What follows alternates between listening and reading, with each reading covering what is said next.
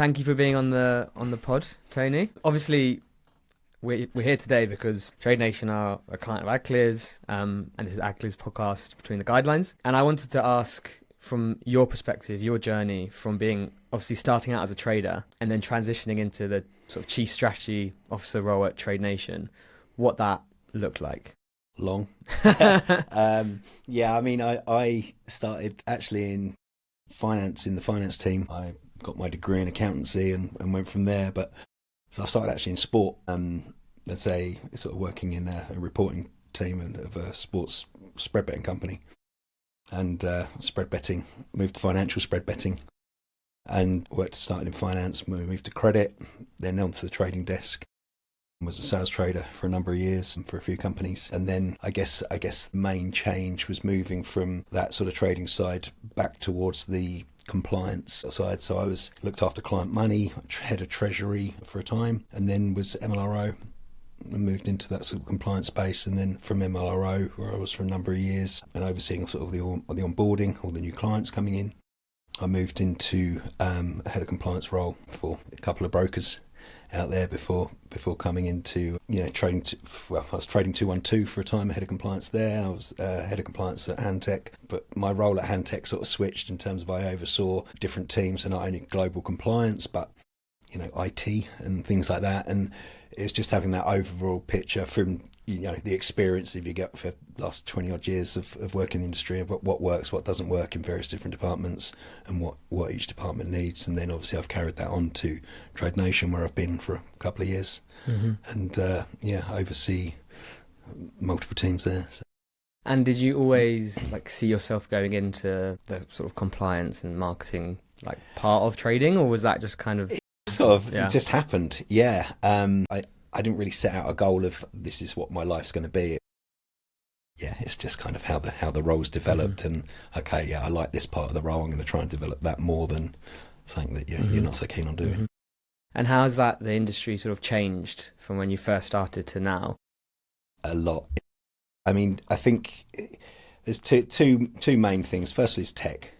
Tech has changed everything. I mean, we used to be on the trading desk, for example, and it would be all phone.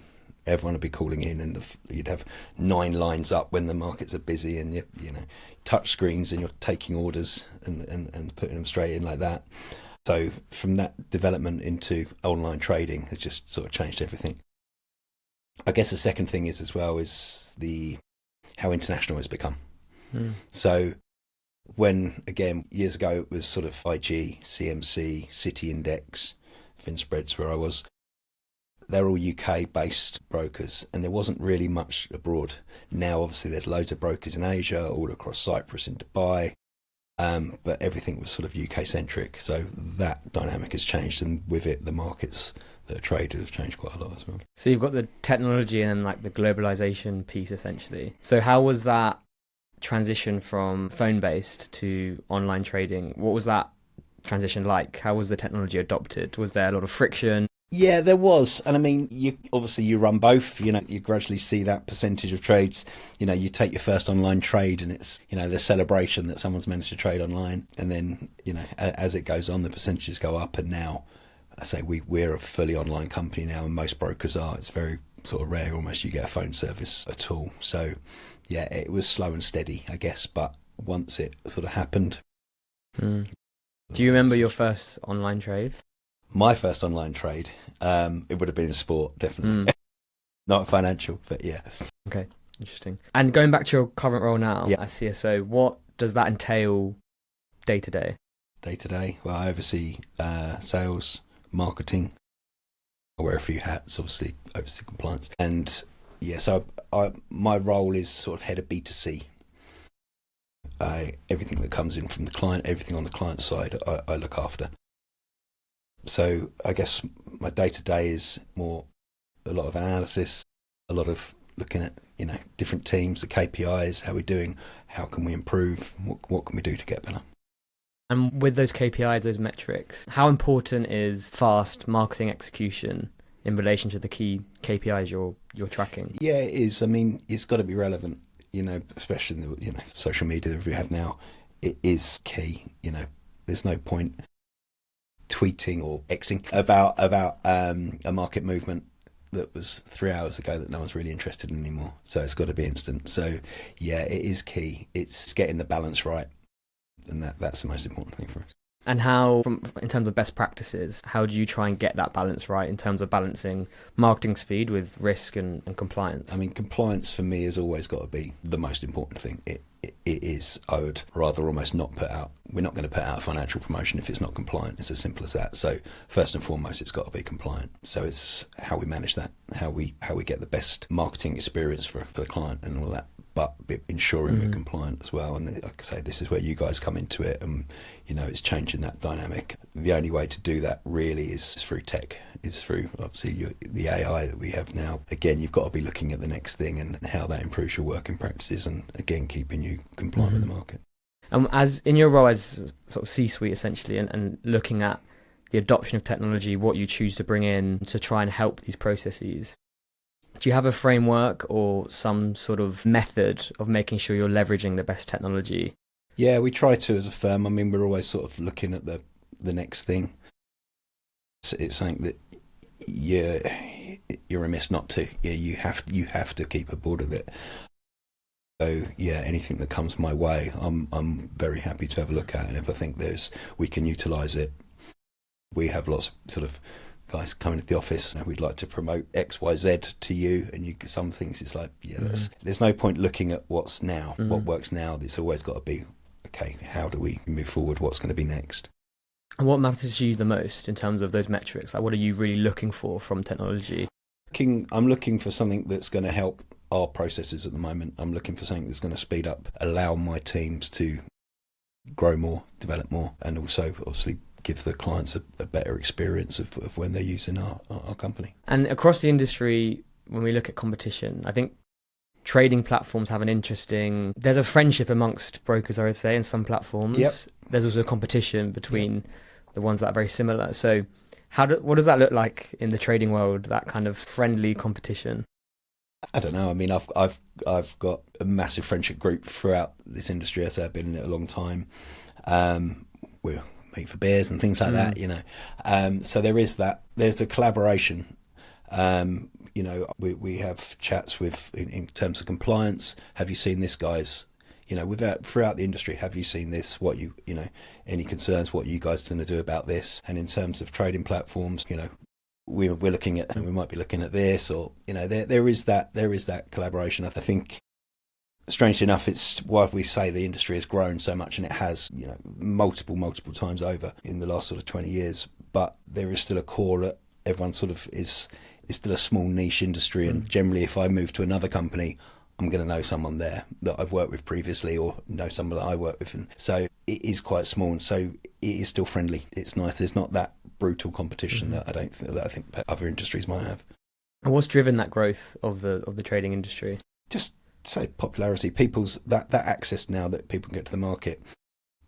Before, say 20 odd years ago, if someone wanted to trade gold, how would they have done it? There wasn't really that facility to do so, and now you can say deposit 100 quid in your account, just like you would on the William Hill or Ladbrokes account, and actually trade the markets, providing you've got the knowledge effectively to do so. I mean, the regulator, certainly the FCA, are quite hot on ensuring that those people have the right experience, the right financial capability to trade it, much more than in sport or anything like that.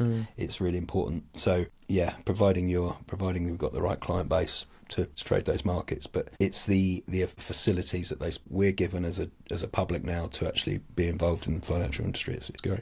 And when you talk about the regulators being more hot on maybe CFDs, let's say, than in sport, what exactly are you referring to? Like, what are they more worried about? What do they care about? They care about clients losing money, and there's some bad actors out there. You've seen the sort of certain horror stories throughout the years.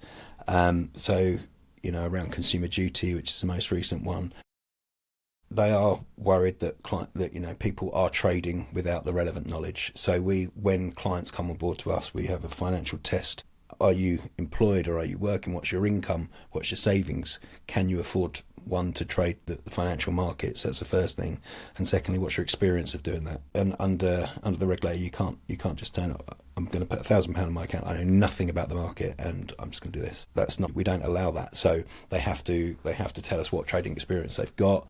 If it's still not enough, we make them take a test. A questionnaire about what is a question around the points movement of a forex market, for example, or something like that.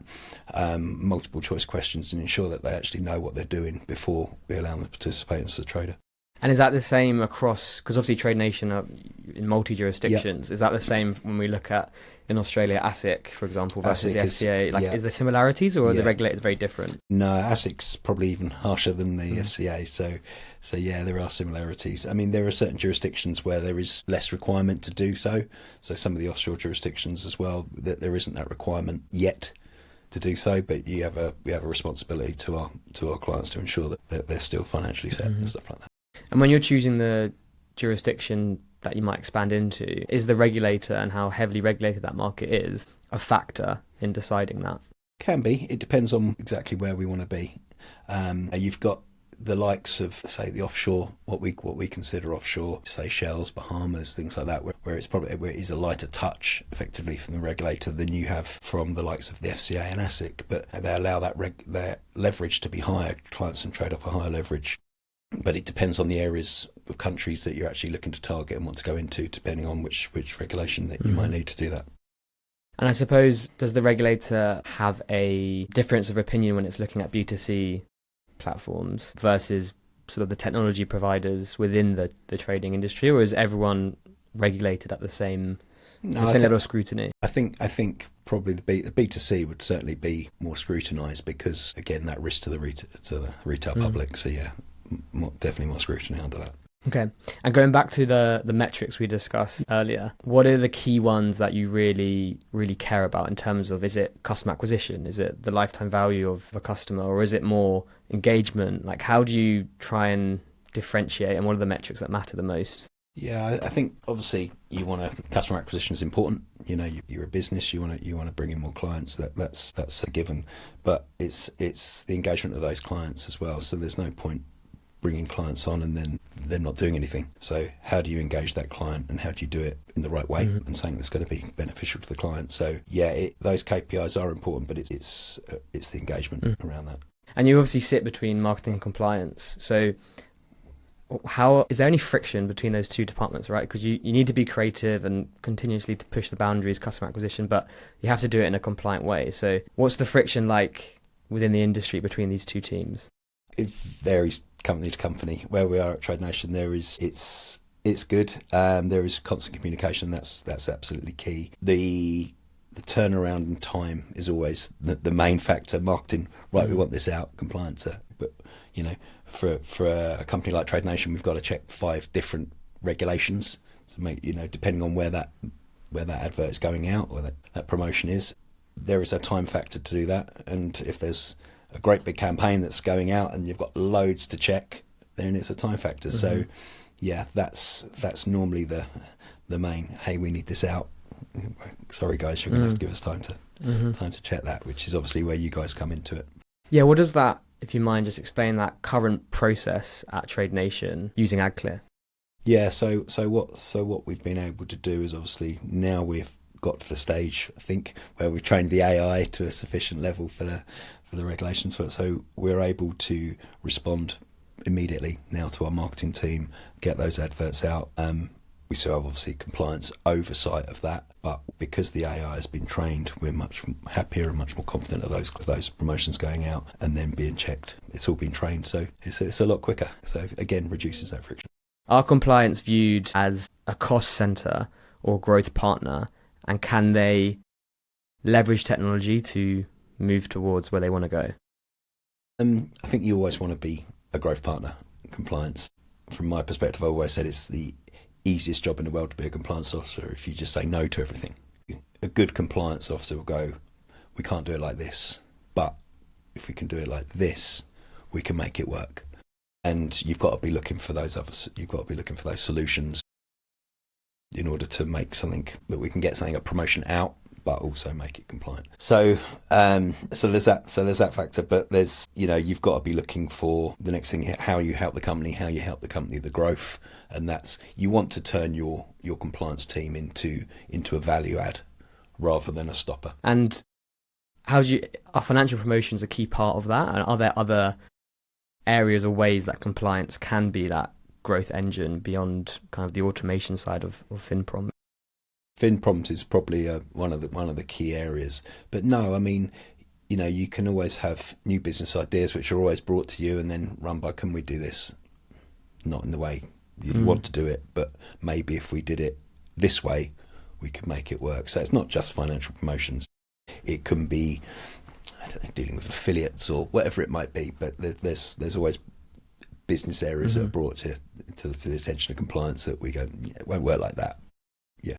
What are your opinion on affiliates, influencers, creators? Obviously, that's got to be a huge change versus. It's been a huge change.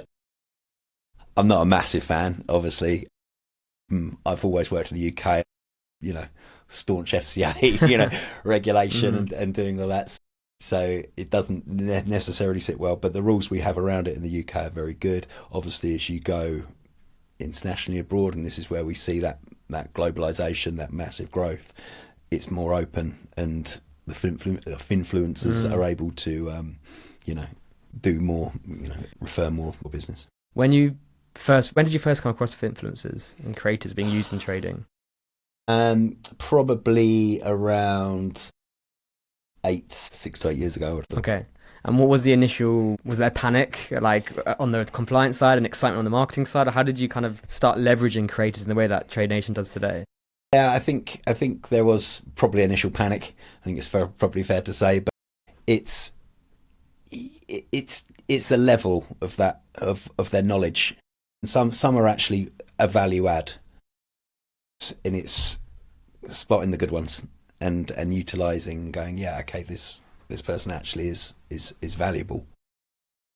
This is more just a danger, and we want nothing to do with them. So it's ensuring that you do your homework as a firm. And is that when you say a valuable creator, is that how closely they stick to regulations whilst remaining creative, or what are you looking for in those creators? Yeah, I think so. I mean, you're looking for somebody who clearly knows what they're talking about, but also there's no point in companies using influencers if they can't use them because of compliance purposes. So, it's important to know what you can say, what you can't say, where, you should add market commentary rather than. And do you find marketing or compliance are educating the influencer industry a lot about what the regulations are, or do you find now that the influencers, they know their stuff and they're actually quite good? What's the current landscape? I think there's still an element of learning to be done, most certainly. But I think the industry as a whole, it's grown so much, and so many newcomers, new clients are coming to the market who crave that education. So you'll find that a lot of brokers are now providing education. We've got a whole knowledge base on our platform. We do regular webinars and things like that because clients are actually sort of, that's what they're craving for. And it's interesting in terms of the new demand that's coming, like what you're talking about there. Do you find that with the current macro environment, everything that's going on, the turmoil, the fluctuations in the stock prices, etc., does that have an impact at Trade Nation and across the industry? And what is it a good thing? Is it that we want changes, or when it's stable, when the industry's stable, is that better for you guys? No, I think clients like volatility. I mean, we see more trading when the markets are volatile. It can be crazy for us in terms of the market. I mean, I think we have an advantage over most because we're a fixed spreads provider. So when the markets go crazy, we are the same price. Whereas the markets are volatile, most brokers will go really wide on their spreads because that's just what the liquidity in the market demands. But we're not there, so that's great for us. We see more clients trading with us in those volatile markets. But yeah, it's been a very interesting time, and I think the next 4 years under Trump will be interesting. The markets fly around when he's around. They did the last time he was in office, and yeah, we're kind of prepped for another very busy 4 years. Do you think the markets will fly around more in his second term than when he first came to office, or are you seeing that now? The last couple of weeks around the tariffs have been really, really busy for us. I mean, the one-day swings of over 1,000. I think we had a 3,000 point range on the Dow one day. It's really big for us in terms of clients coming in trading. Some get it very right, some get it very wrong. Are they experienced traders that are coming to kind of exploit this volatility, if you like, or are they actually new traders, people interested in the industry now because of the volatility? I think again, there's a mixture of both. I think certainly around the UK, obviously they're far more experienced. Some for the international clients are less, but clients do like to trade on volatility. It's what brings them to the market. It's what makes a product what it is in terms of excitement. It can be, and the joy of it. The difficulty that clients will have is that a lot of them trade on charting and ranges, and and it just goes out the window because of an announcement that might happen. It's just people learn from it quickly. And when you look across your time in the trading industry, and we think about Trump coming in, or we think about maybe the financial crisis, what have been the big shocks or moments where there's been the most volatility across your career? I was on the trading desk for 7/7, so I worked those, and that wasn't much fun at all, I have to say. But yeah, I mean, it's changed. I mean, when the markets used to be really heavy like that, like around the sort of 7/7 bombs and stuff like that, we would have text at each end of the desk. We'd have phones going consistently, and now everything's online. Everything has changed. So we now have a risk desk who just look at the positions. No one's on the phone. So that side has changed so much in terms of the atmosphere in the office, general panic, stuff like that. It's a lot calmer now. What is, if you could describe the sort of trading culture, would you agree with how trading might be viewed from an outside perspective looking in, where it's people on, maybe not now because it's online, but people on the phones, hectic, there's a bit of chaos in the office? Was that what it used to be like, and now maybe it's a bit calmer like you're saying, or is there still an element of kind of that bull run, if you like? It's nothing like it used to be, and it was sort of phones to the ears and shouting across desks and things like that. That has changed. That doesn't really happen. Was that your style when you were a trader? I wish.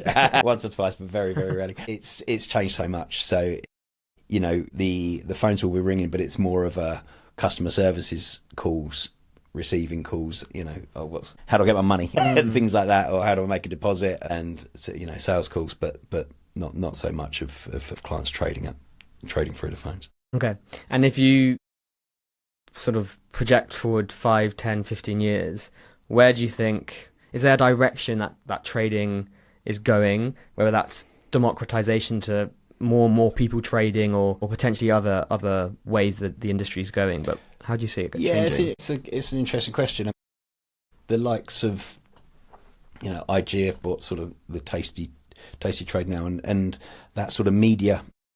Are you a media company with a broker attached? Are you a tech company with a broker attached? That trading off of YouTube, and that almost is that where we're going? I think as time goes on, and history has told this, that regulators become much more adept. That they will regulate the product better as the markets change, as times change, and how they need to. So I think we may see a tightening of regulation around the world. The market is innovative, and it will adapt and challenge for where the next fun, where the next ride is. How do the regulators need to change, in your opinion, to maybe move with where the market's going? They do. I think they do not a bad job. I think there's always room for improvement, and I think again they're like us in trying to read the trends and we need to put regulation in now to stop this happening in 3 or 4 years' time, which is what they're trying to do. It's not always successful because you can't always read that. They've certainly in the UK, around the likes of influencers and things like that, there is much more control now than I think there was initially. But they're just it's not easy. It's not always an easy way to read it. And do you maintain quite an active dialogue with each of the regulators for the jurisdiction you're in? Yeah, we do. We try to, and I mean, you go to what they call round tables and things like that. So yeah, just industry events where they're potentially bringing out new consultation papers or anything like that about changes that might be coming, and want your comments, remarks on that. And, yeah. What's your opinion on how the FCA is now sort of trying to be pro-growth and supporting the industry? Is that a positive for trading? It's got to be. It's got to be a positive. Yeah, and long may it continue. And are we seeing that with ASIC and the offshore regulators, or? I think we're seeing it a bit more with the offshore, and I think there's other regulators around the world which are becoming a bit more dynamic like that. I know Dubai is a very big centre now for FX and for its brokers. It still is. Cyprus is another big area, but that's sort of moving to Dubai and the Middle East. And I think maybe in 5 years' time we'll see Saudi grow, and Riyadh is trying to be a big financial centre, so maybe we'll see more regulation over there. I think other regulators, ASIC, are making life very difficult for brokers over there, and it's then maybe they're not quite so keen on the product. So they're trying to make life a little harder and reduce the number of brokers they've got there. So some areas want it, some areas don't. Yeah, and with Dubai, Saudi, we hear a lot. That's where a lot of the market's going. Is that consumer driven? Is it because more and more people are moving to Dubai, to Saudi, and trading is a part of that? Or is it actually the regulation, the innovation, the technology in these different markets facilitate increased trading? Why is there an increase in demand in those areas? I think Dubai initially is probably a bit of tax reasons, quite honestly. A lot of brokers moved over there for corporate reasons, and obviously it's not a bad place to live and work. So you'll get staff moving over there with you. But that has brought that innovation, that the skill sets that are over there that weren't over there previously. So they've grown it in that manner, which I guess was always the aim of Dubai anyway, right? So the tax is the catalyst, basically. I think it probably was initially, but now everyone's over there. It's now a thriving market, and actually you've got a choice of, if you were to open a broker there, right? Okay, well, I've got a great skill set of staff here that I can pick and choose from the other brokers and etc. that are already there. Why was there initially a hub in Cyprus? What caused that? I think European regulation was always sought after from many brokers, and Cyprus was deemed probably a quickest and simpler way to market to get that European license. And certainly after Brexit, a lot of UK brokers were like, okay, well, we need a European license now because we're unable to passport into Europe. Where do we go? Where are we going to get our license the quickest? Okay, well, Cyprus turned it around quickly. But also the location of Cyprus, close to Israel, and we saw a lot of tech being based in Israel. So there was that connection. You're an hour away from Israel. So a lot of the tech, a lot of the PSPs that we use, so the payment service providers that brokers use, are also based in Cyprus. So it's a really good hub, and lots of brokers out there. I say XNES, who are one of the biggest players in the market, have massive offices over there as well. And we see Bulgaria as quite a hub for compliance officers as well. Why is that? Bulgaria, I used to work for a Bulgarian company. It's a bit of a tech hub, to be honest. Trading 212 have their headquarters there, but there's a lot of good tech in there. So yeah, and a lot of brokers have their offshore tech in Bulgaria. Have you always worked in London? Were you ever tempted to move to Cyprus or Bulgaria? I've been tempted a couple of times, but no, I think I'm happy to stay in London. I'm not a big fan of working in 40 degree heat. Do you see that a lot, like people leaving, whether it be Trade Nation or the previous firms you worked at, moving abroad because the opportunity within trading is so vast? Yeah, and I think I know I've got quite a lot of friends now who have moved out to Dubai and have been there a number of years and love the life. With maybe just in terms of when we're looking at sport and CFD trading, like what you mentioned sport earlier, was that specifically sport betting, or what are the different trading options within sport? Is it literally just betting, or is there things you can do? Well, you've got sort of obviously traditional sports betting. You've got the betting exchange like Betfair, and then you've got spread betting. You can you trade you literally, which are FCA sports spread betting is FCA regulated.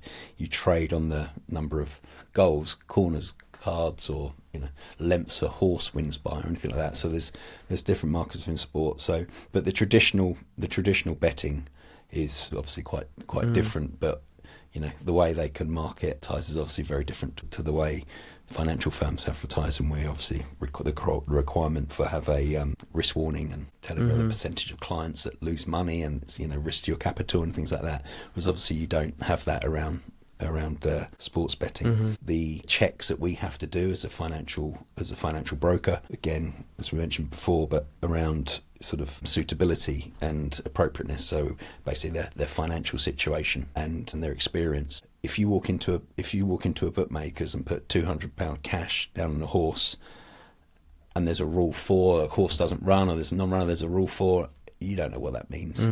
It's what are the odds on this Trixie bet or whatever it might be that I've placed. You don't know, but you've risked £200. Now you can open an account with a financial broker, and put £100 in your account, have a guaranteed stop loss, so you're only risking £100, but you've got to provide ID, proof of address, your full history, and also have your financial and experience backgrounds checked. So yeah, there is a lot more scrutiny around the industry. Technology in a sense has facilitated the additional checks and the ability to stop at a certain point, but in-person stuff, so like you say, walking into a gambling shop and putting £200 down, it's really hard to regulate that in the same way. Yeah. And that's probably where broader from sort of financial services, the issue lies with potentially betting, with trading, and they're different, but maybe there's learnings across the industry you can take to things like that.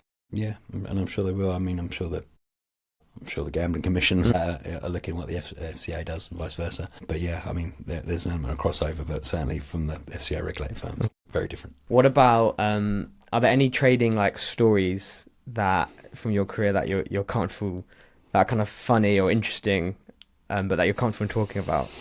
In the early days, maybe. Yeah, I mean, I don't know. There's multiple. I mean, in terms of actual clients trading. I mean, you have, we have clients who trade a big size or sit on a position and end up making like £1 million, but over the course of a year, and just leave their position alone and not trusting it. And you see that journey. Seen Wow, that a few times, and that's pretty cool. But yeah, again, I've been going back to the old school. You used to have fun where you used to be on the phone or speaking to clients, but you'd be throwing balls around the desk, rugby ball. I was on the phone to a client once, and a rugby ball just wiped out 2 monitors on my screen all over the floor. Yeah, so you don't get so much that. Yeah, industry's a lot calmer now. I'm gonna put you through to somebody else. Yeah, it's a lot calmer. Okay, you only get typos now rather than rugby balls to the face. Okay, well, I think we can move to the final section, which is if you're starting out in the trading industry now, in I suppose either a strategic role or marketing role or a compliance role, and your advice might differ across these three roles. What are the pieces of advice or the feedback or what you would say to someone entering the trading world? I guess it would be around, obviously, know your role, know your market, but understand what's there at the moment, how you're working, how it works at the moment, but think about what's next. Always be thinking about how is this industry, how is this position, how is this department going to develop in the next 3 or 4 years, and be ahead of that. Be aware of the changes that are coming in, be aware of what will make this job better, what is going to, like you guys, like the AI that we're now seeing in business. What's the next step? What's after that? And I appreciate we're kind of just there at the moment, but what comes next? And I think in any role, I think that's going to be really key. So a forward-looking brain, if you like, towards what's next. And I suppose we're talking about AI now. When you compare that to maybe, I don't know, the dot-com bubble or like the internet when it was first getting adopted, are there similarities and parallels to how it's being adopted? Yeah, I guess so. I think we've learned, haven't we? I think we've learned as a culture that, okay, this didn't really work this time, and why didn't it work? We're not going to make that mistake again. And I think around AI, I think we're using it much better than we've ever used other tech before and gone, okay, yeah, we can really utilise this. The likes of ChatGPT, I mean, most people, you don't Google anymore, you now ChatGPT. It gives you a better response in the same way as the changes that's made. It's a game changer. And when we think about other technologies that maybe haven't had as bigger impact, but are still quite prevalent in society, and there's still future opportunity like blockchain and crypto. In a sense, there's a lot of trading when it comes to crypto itself, but the underlying technology, I don't know if that's something that you've explored at Trade Nation or heard about being explored at across the industry, whether crypto and blockchain is an opportunity for innovation. We offer obviously CFDs on crypto outside of the UK, but yeah, I don't know how. I'm sure they will. I'm sure there will be a way of finding a blockchain there, and I think if we look at some of the the Asian markets, they use blockchain much more regularly now than certainly the Western markets, I think. So I can see that development there, and I'm sure it will find its way into our industry. Mm-hmm. But I suppose AI is more tangible in the sense, like you can see if you look at FinProms, here's the business use case. We save time, we enable our compliance team to be more productive, and we can impact the bottom line with fast marketing. Clear business use case, but with blockchain, it's always felt like a bit not as directly targeted for the value it can provide. Yeah. Beyond trading because of the volatility, which is why I think it's such an exciting time for AI in these industries that are forward looking. We need people like you to think what's next, because if we don't, you're never going to leverage this technology in the right ways. And it's like Pandora's box. It's out now. So you have to pick the best ways. Otherwise it will just create its own path. Yeah, you do. And I mean, there's always something new. Mm-hmm. There's always that next thing. And it's just ensuring that you're the right side of it. So, thank you for coming on in the time. Thank you, Appreciate it.